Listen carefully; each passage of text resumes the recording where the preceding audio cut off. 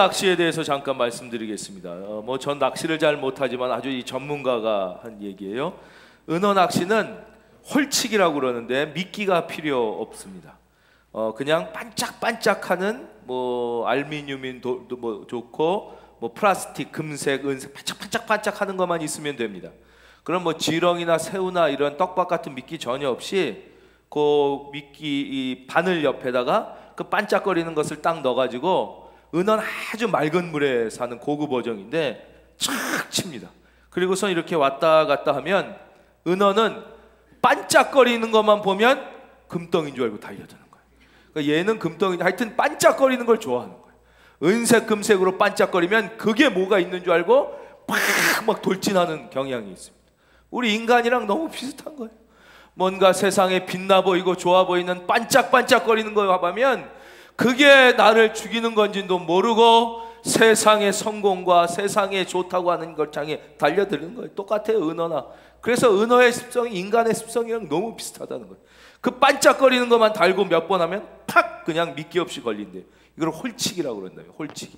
한번 이렇게 은어 한번 딱 잡으면 그 다음부터 은어는 은어로 잡습니다. 그래서 은어 낚시는 다른 미끼가 준비될 필요가 없이 홀치기로 한 마리 잡은 다음에는 그 한 마리 잡은 은어를 딱 걸어가지고 미끼를 삼고 다른 바늘들을 쫙 옆에 여러 개 걸어 놓으면 은어의 두 번째 특징은 뭐냐? 남이 내 구역에 들어와 있는 꼴을 못 본다는 거예요. 다른 은어가 내 구역에 들어와 있으면 이거를 싸워서 쫓아내야지 같이 사이좋게 먹는 건 못하는 거예요. 그러니까 딱 은어가 보이기만 하면 그대로 달려들어서 공격을 하는 거예요. 그 옆엔 바늘들이 달려 있으니까 다른 은어 쫓아내려다 자기가 탁 걸려요. 그래갖고 바늘 한 7, 8개씩 걸어놓으면 그냥 계속 은어 미끼로 팍팍팍팍팍 잡아요.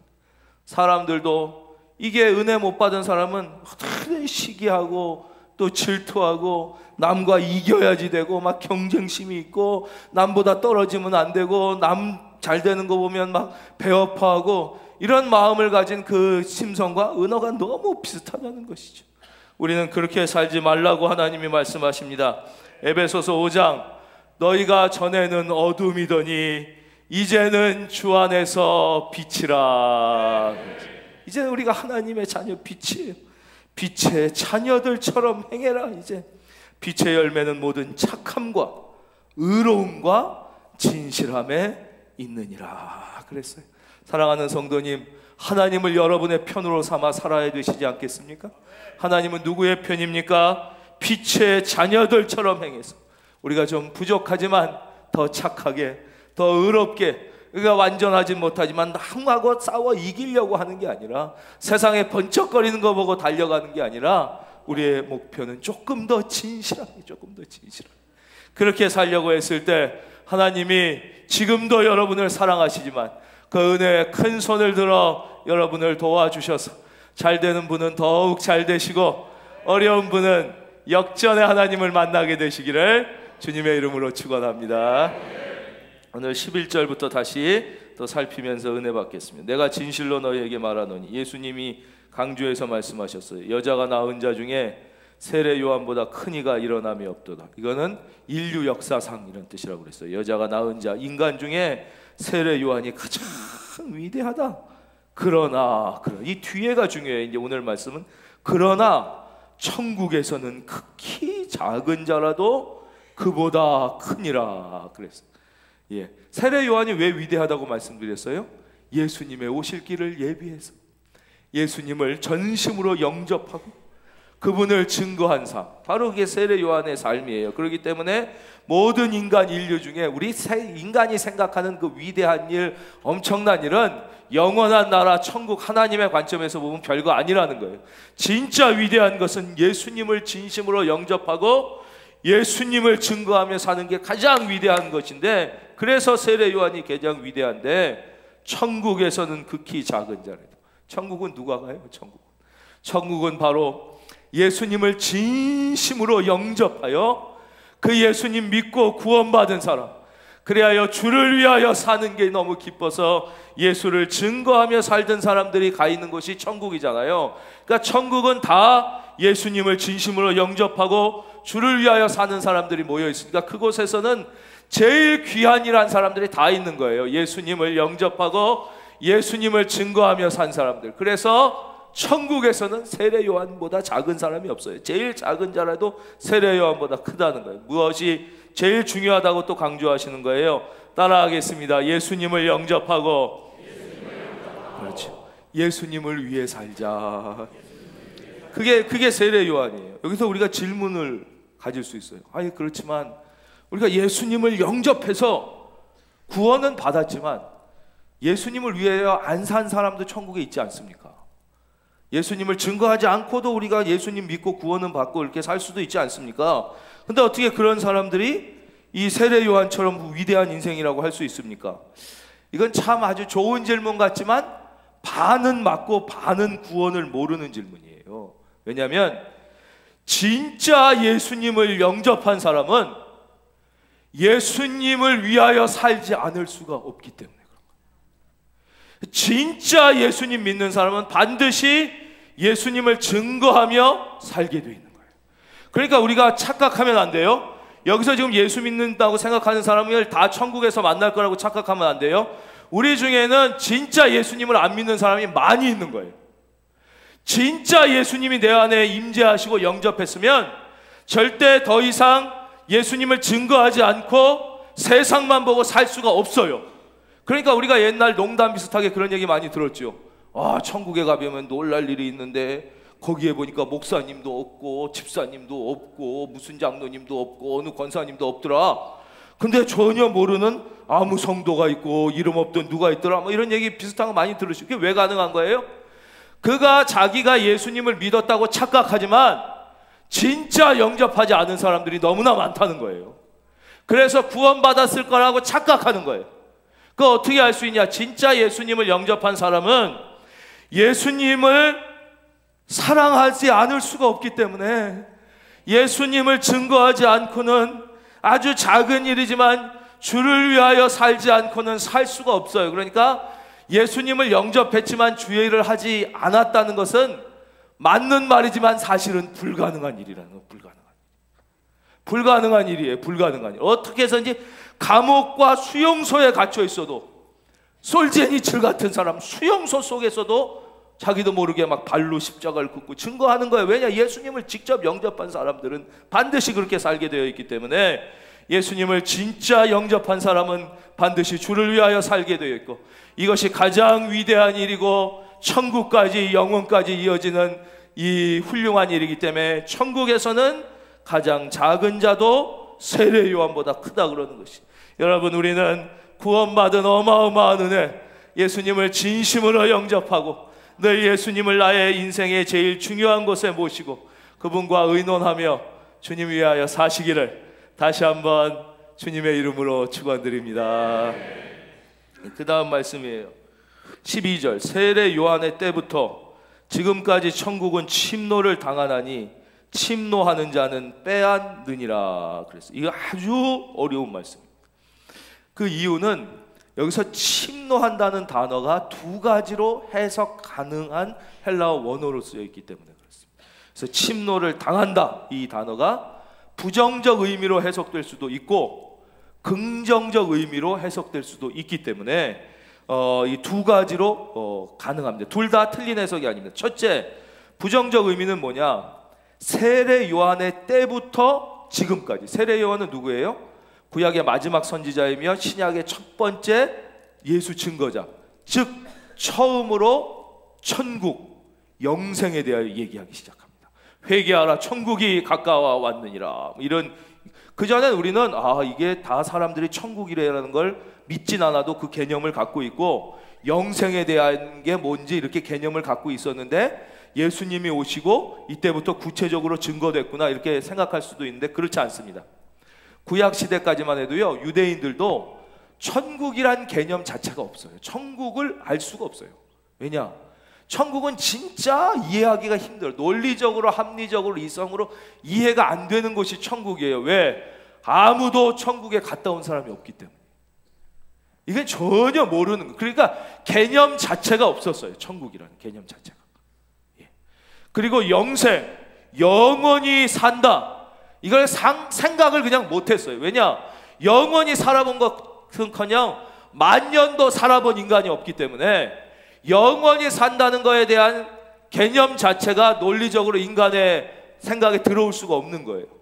근데 드디어 세례 요한이 와서 인간의 이성과 합리와 지식으로 이해할 수 없는 천국에 대하여 선포하기 시작하고, 영생에 대하여 예수 그리스도 보라 세상째 지고 가는 하나님의 어린 양이로다 예수 그리스도를 증거하기 시작하니까 많은 지식인들, 그 당시에 대표적인 지식인들이었던 서기관, 종교 지도자, 그렇죠? 또 바리새인, 정치 권력자, 헤롯을 왕을 중심으로 하는 정치 경제 권력자들이 세례 요한을 어마어마하게 공격하기 시작하잖아요. 막 나중에 막 잡아 넣고 막 핍박하다 감옥에 넣고 그런 거예요. 바로 세례 요한 때부터 천국과 영생이 증거되자 바로 여기에 반발하는 사람들이 공격하기 시작했다. 바로 그게 첫 번째 해석이에요. 이것도 틀리진 않은 해석입니다. 그러나 더 중요한 것은 긍정적 해석입니다. 이게 더 중요한 해석이에요. 세례 요한의 때부터 지금까지 천국은 침노를 당하나니, 이 말씀을 이해하기 위해서는 우리가 누가복음의 말씀을 읽으면 더 이해가 더 좋습니다. 누가복음 16장 16절의 말씀이 있어요. 찾아주실 수 있는 분들은 한번 찾아봐 주세요. 누가복음 16장 16절. 16장 16절에 신약성경 123면인데 화면에도 있습니다. 누가복음 16장 16절. 예, 감사합니다. 우리 찾아주신 분들은 한번 같이 읽어주실까요? 시작.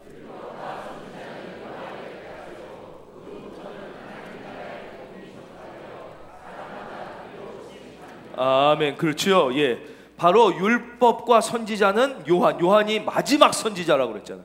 이때까지고 요한은 또 첫 번째 전도자라고 그랬어요. 이때부터 천국과 영생이 선포되기 시작한 거예요. 그러니까 우리가 세례 요한을 생각해 보세요. 이 사람이 왜 그 광야에 나가서 험한 데서 잠을 자고 거기도 아주 지금 말로 치면 금수저정의 1등 금 다이아몬드 수저 출신이거든요. 세례 요한이. 그 아버지가 대제사장 출신이니까 막, 그런데 험한 데 나가 잠을 자요. 험한 데에서 험한 옷 막 입어요. 가죽 짐승, 험한 음식만 먹으면서. 왜 그런 거예요? 그 이유가 있잖아요. 세상의 의미와 가치를 두지 말라는 것을 온몸으로 설교하는 거예요. 우리는 이 유한한 세상에 참 기쁨과 가치가 있지 않다. 그러니 여러분은 여기서 예수님을 만나십시오. 회개하고 천국을 사모하십시오. 이걸 막 선포한 거예요. 막 그랬더니 어떻게 돼요? 사람들이, 구름대 같은 사람들이 광야로 세례 요한의 말씀을 들으러 온 거예요. 그 사람들이 할 일 없어 간 게 아니에요. 그때도 먹고 살기 힘든 건 요즘이나 마찬가지란 말이에요. 옛날엔 더 먹고 살기가 힘들어요. 일주일 내내 일해도 이 끼니를 잊기 힘든 게 더 옛날이었잖아요. 근데 이 사람들이 시간이 많아 간 게 아니라, 그러나 천국과 영생이 선포되자 천국에 대하여 진지한 열망이 있는 사람, 영원한 삶, 구원에 대한 진지한 열망이 있는 사람들이 구름대처럼 몰려가고, 그래서 세례 요한으로부터 요단강에서 세례를 받는 사람이 엄청 많아졌다는 거예요. 무슨 뜻이에요? 이거를 적극적으로 해석하면 세례 요한 때부터 비로소 천국과 영생이 증거되기 시작하자 구원과 천국 영생에 대하여 진지한 관심을 갖고 있는 많은 예비된 사람들이 세례 요한에게 침노하듯 점령하듯 나아가서 이제 천국이 하나씩 둘씩 그들로 인하여 채워져 가고 있다. 이것이 두 번째 긍정적 해석입니다. 첫 번째 해석, 두 번째 해석 더 가능하지만 우리가 붙잡아야 하는 해석은 바로 두 번째 해석이에요. 여러분의 관심이 어디에 있습니까? 여러분의 바라보는 목표점이 어디에 있습니까? 여러분 영생과 천국과 하나님 나라가 저와 여러분의 관심이 될 수 있기를 주의 이름으로 축원합니다. 우리는 너무 세상에만 관심이 많다 이거예요. 너무 세상. 우리는 이 주님을 증거하고 천국을 바라보고 세상하고 너무 관심이 많아가고 세상하고 떨어지질 않는 거예요. 떨어지질 않고 이 진짜 기쁨을 바라보지 못해요. 우리가 이 세상에서 그렇게 애쓰고 정말 잠을 못 자고 노력하고 노심초사하고 막 이래가지고 얻은 그런 것들, 그런 자부심, 이런 게 다 천국에서는 아무 쓸모가 없고, 이 땅에서도 사실 은혜 받는 데는 아무 쓸모가 없는 것이, 우리는 그것을 너무 사랑합니다. 그것이 아무 쓸모가 없는 것인데 그것을 사랑해가지고 말씀을 못 받아요. 오늘 볼까요?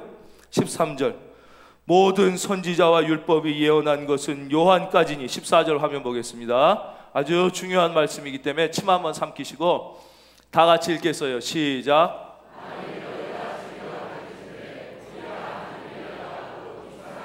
이 앞에 조건이 있어요. 만일 너희가 즐겨 받을진대. 즉 세례 요한이 하나님이 예비하신 엘리야예요. 엘리야. 그렇지만 마음에 기쁘게 받을 마음이 없으면 하나님이 이 마지막 위대한 선지자 세례 요한을 보냈어도 그가 그 사람에겐 엘리야가 아니라는 거예요. 즉 물론 저는 너무 부족해서 설교를 못하지만 이 시간에 사도 베드로 같은, 사도 바울 같은 분이 와서 말씀을 증거한다 하더라도 여러분의 마음이 하나님의 말씀으로 받을 수 있는, 준비되어 있는, 즐겨 받을 마음이 없으면, 즐겨 받을 마음이 준비되신 분은 아멘, 그러면 소용이 없다는 거예요. 즐겨 받을진데, 즐겨 받을진. 오리라 한 엘리야가 곧 이 사람이니라 귀 있는 자는 들을지어다.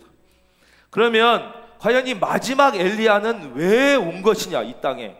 그게 구약의 마지막 책에 또 써 있어요. 성경은 다 하나님이 말씀해요.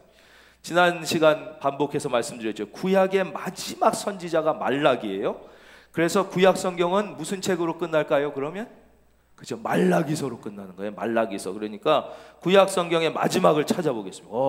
구약 성경의 마지막은 어떻게 되어 있을까요? 바로 말라기예요. 근데 말라기서는 4장으로 되어 있어요. 1, 2, 3, 4장. 마지막 구약 성경의 마지막 장이 말라기 4장이에요. 근데 그 말라기의 마지막 4장은 6절로 끝이 나게 되어 있어요.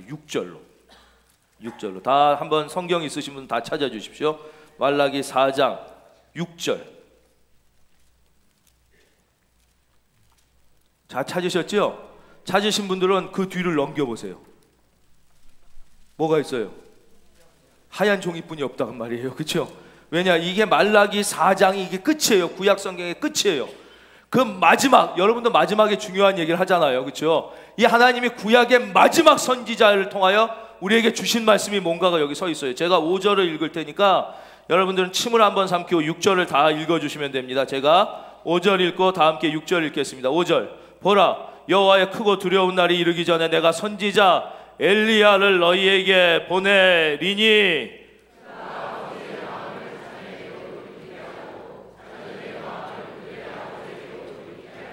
돌이키지 아니하면 두렵건대 내가 와서 저주로 그 땅을 칠까 하노라 하시니라. 아멘. 이게 하나님이 구약 성경의 마지막 선지자를 통하여 준 마지막 메시지예요. 뭐예요? 마지막 엘리야가 온다는 거예요. 위대한 선지자. 그가 누가요? 세례 요한. 그 사람의 역할은 뭐예요? 돌이키게 하는 거예요. 돌이키게. 하나님으로부터 떠나 세상으로 가 있는 그 마음을 돌이키게 하는 거예요. 하나님께로 돌이켜야 돼. 안 돌이키면 어떻게 돼요? 마지막 저주, 죽음이 임하는 거예요. 그게 세례 요한의 역할이에요. 마지막 세상을 향해 있는 사람들의 마음을 하나님께로 돌이키게 하는 것이 세례 요한의 역할이고, 오늘 그 역할은 바로 저와 여러분에게 계승되어 오늘 우리의 역할이 무엇입니까? 세상을 향해 있는 하나님의 사람, 하나님을 떠나 있는 사람의 마음을 하나님께로 돌이키게. 할렐루야. 그게 우리의 마음이, 우리의 역할이라 이거예요. 세례 요한의 역할이 오늘 우리가 해야 할 역할인 거예요. 너무 그런 우리조차도 근데 하나님과 세상에 막 붙어 있어. 그게 오늘 우리의 문제예요. 세상 사람들이 세상에 붙어 있어. 근데 문제는 우리도 우리 역할은 그걸 뜯어내서 하나님께로 돌이키게 해야 되는데, 예수 믿는 우리도 세상에 붙어 있어. 얼마나 붙어 있는지 돌이키라고 그러면 살점이 뜯어지는 것 같이 아파. 아예 주님과 내가 하나가 아니라 우리들 중에는 세상과 내가 하나가 돼 있어. 그냥 아예 세상과 나는 하나야. 그냥 달라붙어 있어요. 세상. 그래가지고 세상으로부터 돌이키라 그러면 막 살점이 뜯어지는 거야. 못 돌이키는. 그래서 우리가 진짜 예수를 믿는 게 아닐 가능성이 높다는 거예요. 구원받은 걸로 착각하지만 나중에 천국에서 못 볼 사람이 많다. 세상에 붙어있는, 지금 돌이킨 게 아니라니까요. 그건 구원받은 게 아니에요. 구원받은 걸로 착각하고 있대요. 착각하고. 제가 초등학교 때 프로야구가 출범했어요. 우리나라 야구 엄청 잘합니다. 이번에도 보셨어요? 프리미어 12 호주 5대 빵인가? 캐나다 이겨. 쿠바, 옛날 아마야구 세계 최고 쿠바 7대 또 다 이겨. 엄청나게 잘하는 거예요. 유현진 이런 선수 이번에 이겨가지고 이제 일본으로 가게 됐어요. 그게 이제 프로 야구의 월드컵이에요. 이제 일본을 우리가 또 이기면 되는 거예요. 저번에도 우리가 일본을 이겼어요. 그때 일본이 자기들이 1등 할 줄 알고 우리가 이거 만들어서 하자. 자기 나라 막 했다가 8회에 우리 빡 납작코가 돼가지고 우리가 8회 역전했어요. 아주 야구, 그때 프로 야구가 막 인기가 많았어요. 그래서 저희도 골목마다 나와서 비닐로 장갑 끼고 공동지고 야구. 저도 야구를 좋아해서 열심히 했어요. 폼을 한번 보여드리겠어요. 폼 진짜 같지 않습니까? 예, 꽤 했습니다 제가. 애들 동네 치고는 꽤 했다 이거예요. 그러니까 애들이 막 야구붐이 막 일어나니까 막 장갑도 이제 비닐로 해서 가죽 글러브 비슷한 것도 끼는 애들이 생기고 막 이러면서 하기 시작했어요. 그러면서 동네 이제 좀 큰 문방구에 야구복을 팔기 시작한 거예요. 야구 유니폼, 선수들이 입는 거 같이. 좀 야구복은 멋있잖아요. 신사 같고 모자. 차. 학교 왔다 갔다 하면서 그것을 볼 때마다 나의 가슴이 두근두근. 저 야구복을 한번 입어보고 싶은 거예요. 나도 저 야구복을 입고 공을 던지면 진짜 선수 같고 만화의 주인공 같을 테고 너무 갖고 싶어서 어머니 아버지에게 소원을 아뢰었어요. 저의 소원은 야구복을 한번 입어보는 것입니다. 애들과 함께 야구복을 입고 씨알도 안 먹히는 거예요. 무슨 애가 야구복이냐. 추리닝이나 입고 하면 되지 뭐. 애들 공부하는 학생이 무슨 야구복이야. 그러던 어느 날 우리 동네 골목 끝집에 살던 저보다 나이가 1살 어린 동생이 야구복을 입고 나타났어요. 정말 저 뒤에서 오는데 빛이 비추는 것 같았어요. 저는 추리닝을 입고 던지는데 얘는 야구복을 탁. 후보석에 앉아있어도 걔가 선수 같아. 야구복을 입고. 너무 갖고 싶었어요. 그리고 이틀이 지나자 이제는 옆집애가 또 야구복을 입고 나타나. 또 하루가 지나자 동네 애들이 막 하는 애들이 야구복을, 너무 야구복을 갖고 싶었어요. 야구는 내가 더 잘하는데 나만 후보처럼 옷이 없고. 그래가지고 엄마에게 다시 야구복을 사주십시오. 동네 애들이 많이 다 하는데 내가 주전 투수인데 나만 야구복이 없습니다. 그랬는데도 무슨 학생이 야구복은 그러던 어느 날 생일이 된 것 같아요. 어머니가 생일 선물을 사갖고 오셨어요. 너무 기대하는 마음에 기다렸더니 네가 그렇게 소원하던 야구복 사왔다 그러시는. 너무 좋아가지고 밖에서 막 포장지를 뜯듯이 딱 봤더니 야구 그림이 그려진 내복이었어요. 야구 그림이 그려진, 그때는 추우니까 옛날엔 그렇잖아요. 다 겨울에 내복 이걸 입고 야구 그림이 그려진 내복.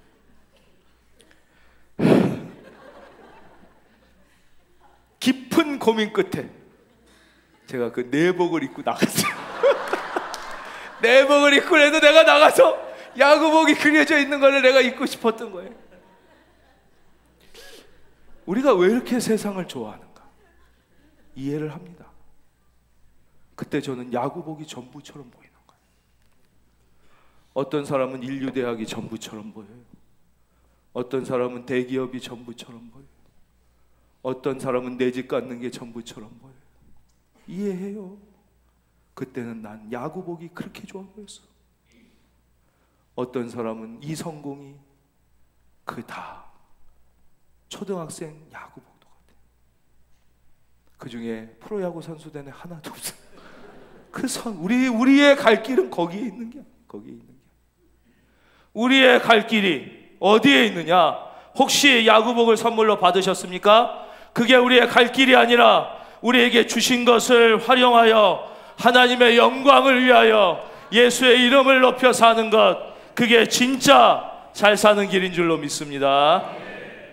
마지막으로 오늘 제목이 좀 특이한 제목을 오늘 우리가 들으셨죠? 그리스도인의 정치 참여를 어떻게 보아야 하나?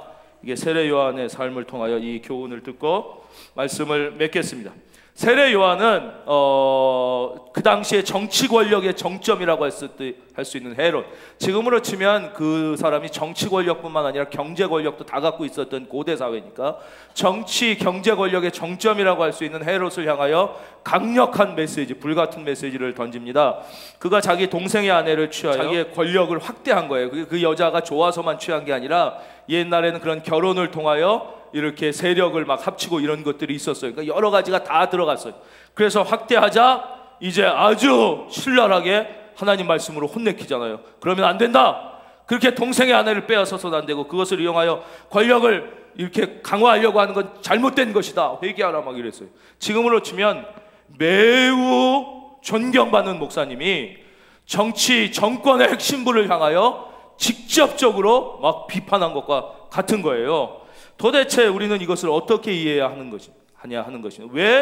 왜 그리스도인이, 왜 세례 요한은 이렇게 실제적인 정치에 참여하고 구체적인 메시지를 던졌는가? 그 분명한 이유가 있습니다. 그 결론을 먼저 말씀드릴 테니까 한번 따라해 주십시오. 하나님의 공의가, 다 같이 상층 뒤에 있는 분도요. 하나님의 공의가, 한 번 더 하겠습니다. 하나님의 정의가 선포되는 곳에만 하나님의 사랑이 증거되기 때문이다. 예, 그래서 이제부터 설명을 해드릴게요. 이 사람이 정치적으로 더 좋게 바꾸고 정치적으로 뭔가를 이뤄내려고 정치적인 메시지를 던지는 게 아니라는 거예요. 그리스도인은 세상을 정치적으로 바꾸기 위하여 정치에 참여하는 사람이 아니에요. 왜냐? 하나님의 정의가 먼저 선포돼야. 여기 죄인이 있어요. 우리는 다 죄인이에요. 죄로 말미암아 영원히 죽을 수밖에 없는 죄인이에요. 그것이 먼저 선포돼야 돼요. 너는 죄인이다. 거부감이 있어도 들어야 돼요. 너희는 죄의 싹슨 사망, 죄로 말미암아 우린 죽을 수밖에 없다. 이게 먼저 선포돼야. 그러나 너의 죄를 위하여 예수 그리스도께서 오셨다. 그러므로 죄로 죽을 수밖에 없는 너는 네 자신을 의지하지 말고 십자가를 붙잡고 예수님을 믿으면 예수의 사랑으로 하나님의 자녀가 된다. 이게 십자가예요. 그렇죠? 우리가 세상을 향하여도 마찬가지인 거예요. 왜 하나님의 정의와 공의를 선포해야 되냐? 그래야만 인간은 인간 스스로 천국을 만들 수 없음을 알게 되거든요. 인간, 이 세상에는 천국이 되지. 그 착각에서 깨어나야 돼. 이 세상을 천국으로 만들 수 있다는 착각으로 생긴 게 공산주의예요. 다 저렇게. 지금도 북한은 자기들을 지상낙원이라고 그러잖아요. 지상지옥주제. 인간의 이 잘못된 생각이 모두를 비참하게 만들기 때문에 하나님의 정의를 선포해요. 우리는 죄인이다. 아무리 잘하려고 해도 너도 잘못하고 있다. 우리의 삶을, 우리의 개인과 사회와 국가를 구원할 수 있는 분은 오직 예수 그리스도 한 분이라는 거예요. 이걸. 여러분, 우리나라가요 2019년 스웨덴에서 발표한 전 세계 178개국 민주국가 지수에서 몇 위에 있는 줄 아십니까? 2019년이니까 올해예요. 스웨덴, 세계에서 제일 복지 선진국이라고 하는 스웨덴에서 178개국만 뽑았어요. 나머지 나라는 거의 나라 취급도 안 한 거예요. 거기에서 가장 민주주의가 발달한 나라 대한민국이 12위를 했습니다. 그런데 실제적으로는 12위가 아니라 1위입니다. 여러분, 도저히 실감이 안 나시죠? 전 세계에서 민주주의 주시 대한민국이 12위인데 1위부터 11위까지 나라는 대부분 덴마크, 네덜란드, 노르웨이, 스웨덴, 핀란드, 에스토니아 등 인구가 아주 작은 나라들입니다. 그런 데는 민주주의가 좀 쉽죠. 소위 말하는 세계 7대 주요국, 그 나라를 3050이라고 합니다. 잘 아시겠지만 한 번 더 설명드리면 인구가 5천만 명 이상 되는 나라, 큰 나라들이죠. 중에 1인당 국민소득이 3만 불이 넘는 나라, 이 나라들을 3050 클럽이라고 그러는데, 전 세계 지구상에 인구가 5천만 명이 넘으면서 1인당 국민소득이 3만 불이 넘는 나라는 딱 7나라뿐이 없습니다. 우리가 잘 아는 미국, 독일, 일본, 영국, 프랑스, 이탈리아, 그리고 대한민국입니다. 이 7나라 중에 대한민국이 세계 민주주의 1등, 제일 높고요. 그 밑에 영국이 있고, 그 밑에 독일이 있고, 그 밑에 프랑스가 있고, 이탈리아가 있고, 저 밑에 미국이 있고, 일본은 착. 자, 이제 다시 여쭙겠습니다. 근데 대한민국이 정말 그렇게 살기 좋으십니까? 누구는 헬조선이라는 말도 쓰는데, 진짜 대한민국이 살기가 나빠서 헬조선인 것입니까? 아닙니다. 이것은 우리에게 무엇을 얘기하는 것입니까? 지구상의 나라는 어떠한 나라도 인간에게 참 만족을 줄 수 없기 때문에. 왜 그래요? 타락한 인간, 죄 지은 인간은 본질적으로 갈등하고 갈증을 느끼는 존재입니다. 아니에요. 대한민국은 돈만 많으면 살기 좋은 나라예요. 정말 그렇습니까? 여러분, 모기업 회장이 어떻게 죽었습니까? 돈 그렇게 많은데. 어느 회장 딸은 왜 그렇게 죽었습니까? 진짜 돈만 많으면 천국인데 그 사람들은 지옥 같으니까 죽었을 거 아니에요. 자살. 왜냐? 인간은, 하나님을 만나지 못한 인간은 본질적으로 끊임없이 갈등하고, 이게 채워지면 이게 부족하고, 이게 채워지면 또 이걸 갖고 싶어요. 끊임없이 갈등하고 갈증을 느끼는 존재이기 때문에 오직 예수 그리스도의 십자가 복음만이 우리에게 참 만족을 주고 이 땅뿐만 아니라 영원한 천국까지 믿으시면 아멘. 바로 그 예수님을 영접하고 증거하는 삶만이 진짜 위대한 삶이며, 그러기 위하여 우리는 세상에 하나님의 정의를 선포하고 하나님의 십자가 사랑을 증거하며 사는 것입니다. 예, 이번 한 주도 그 좋으신 주님과 함께 내가 진짜 예수님 믿는가를 다시 한번 깊이 생각해 보시면서 예수님을 내 마음의 가장 귀한 곳에 모셔드리고 그분과 의논하면서 행복하게 한 주 잘 사시기를 예수님의 이름으로 축원드립니다.